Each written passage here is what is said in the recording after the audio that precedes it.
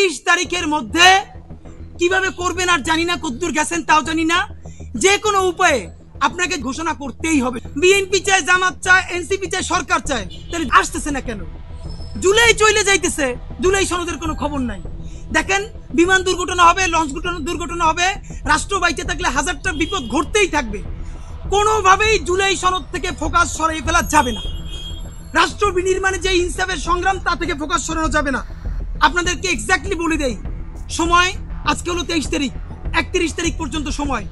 31 তারিখের মধ্যে কিভাবে করবেন আর জানি না, কদ্দুর গেছেন তাও জানি না।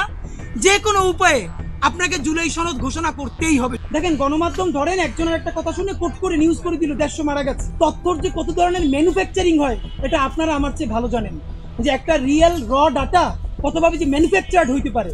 এখন এইটা ফ্যাক্ট ফাইন্ডিং করতে না করতে রাষ্ট্র তো সময় লাগবে। ততক্ষণ দেখা থাকবে এই নিউজটা স্পার্ক করে ভয়াবহ আরেকটা ঘটনা তৈরি হয়ে গেছে।